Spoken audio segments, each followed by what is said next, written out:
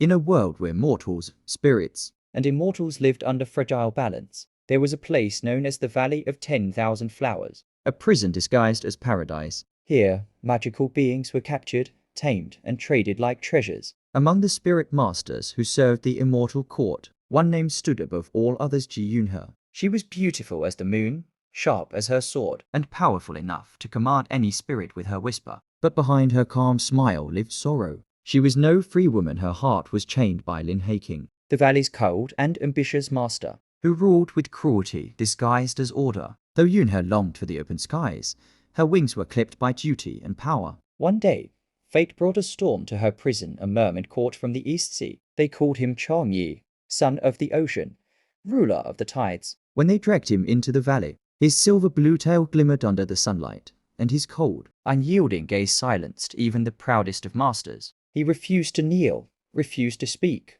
refused to obey. the immortal court ordered Yunhe to tame the merman, to break his will and make him submit. At first, she thought it was another cruel task, another spirit to train, another soul to wound. But when she looked into his eyes, She saw something she hadn't seen in years' freedom. He was wild and proud, untouched by the corruption of men. and in that wildness, Yunhe saw the reflection of her own lost soul. Days turned into weeks. She taught him words, gestures, laughter. She told him stories of mountains and stars, while he told her of the deep sea songs and the silence of freedom. When he smiled for the first time, It broke something inside her, that chains she thought she could never escape. But the walls of the valley had ears. and Yunhe's jealousy was sharper than any blade. When the order came to torture Chang Yi, Yunhe stood between him and death. She took his punishment, bled for him, and risked everything to keep him safe. The price of love was rebellion. And rebellion in the valley meant betrayal of heaven. One night, under the veil of moonlight, Yunhe made her choice. She risked her life to set Chang Yi free. She led him to the edge of the enchanted forest,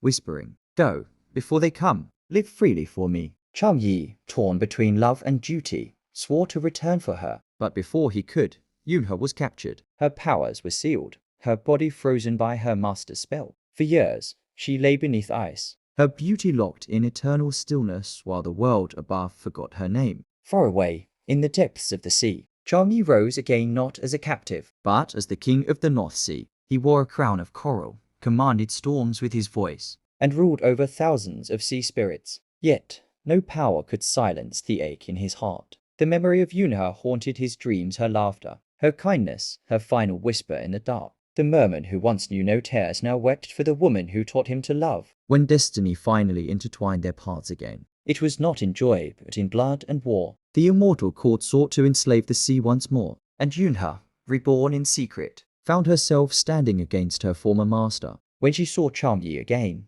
his eyes were colder than the deepest ocean. He no longer remembered the warmth they shared, only the pain of betrayal. But fate is cruel, and love even crueler. Through battle and sorrow, their hearts began to awaken once more, like spring thawing frozen rivers. Together, they fought the tyranny of heaven and the corruption of men. They unleashed storms, shattered prisons, and defied gods. Yunhe's power returned, greater than ever, but every spell she cast tore away a piece of her life. Still, she smiled through the pain. Because freedom was worth any sacrifice. In the final battle, the immortal master unleashed a divine curse upon them both. Chang Yi, bleeding and broken, tried to protect her, but Yunhe only smiled. She placed her hand on his heart and whispered softly, "You once asked what freedom is. It is this, to choose love, even in death." Her spirit dissolved into a swirl of blue light, merging with the ocean wind. The waves carried her laughter, her sorrow, her final breath. Chang Yi fell to his knees, crying out to the heavens. From that day forward,